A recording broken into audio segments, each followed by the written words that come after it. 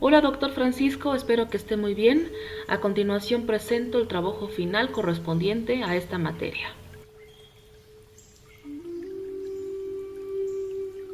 A lo largo de esta materia hemos aprendido que la diversidad cultural es un proceso político, económico y social cuya importancia actual establece nuevas formas de convivencia entre los individuos en el ámbito nacional e incluso en los estados que conforman el sistema internacional. Para la unidad 1 conocimos las influencias que tuvo la cultura española en nuestro país, es decir, todo el contacto entre los pueblos mesoamericanos y españoles que permitieron el movimiento de fuerzas recíprocas o reversibles, como nos decía la lectura. Todo esto pues va a formar un bosquejo de la historia y de la construcción social de México, es decir, mediante una serie de acontecimientos que se van a centrar en el proceso histórico de la cultura que permitieron establecer ese tejido intercultural, dando origen al concepto que conocemos como diversidad cultural, que más tarde permitió la unificación de dichas categorías.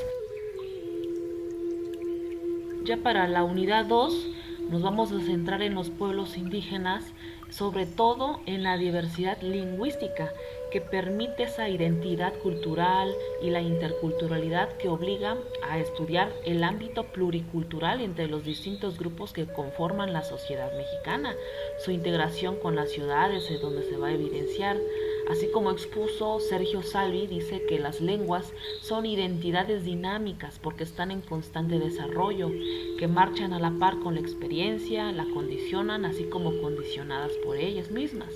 Por lo cual él indica que todo progreso social y cultural, para ser auténtico, puede realizarse solamente por medio de la lengua, alrededor de la cual se ha formado históricamente, por ejemplo, una comunidad. De otra manera, pues se tendrá una experiencia artificial, imitativa, impuesta desde arriba y en la mayoría de las cosas incomprensible.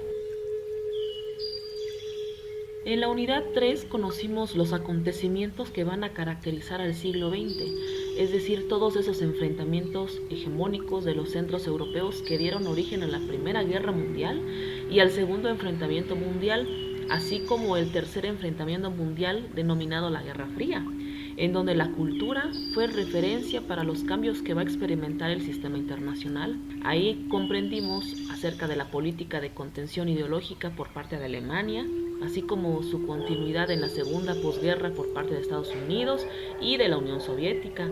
Se explicaba cómo los enfrentamientos bélicos que se originaron en el siglo XX propiciaron divisiones culturales, al tiempo que favorecían la interculturalidad entre los pueblos divididos por las ideologías totalitarias. Todo eso permitió, no obstante, al finalizar el paradigma bipolar, el surgimiento de la diversidad cultural y de su institucionalidad a través de la UNESCO.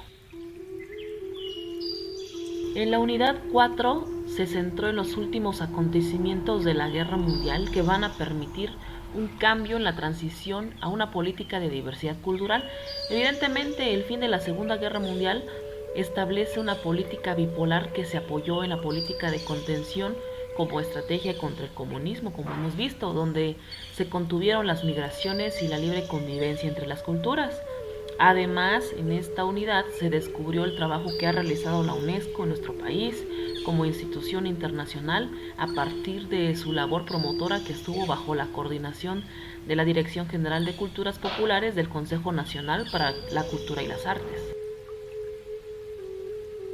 En la unidad 5 se abordó sobre la riqueza de la diversidad cultural como parte fundamental del entendimiento entre los pueblos originarios del Estado mexicano.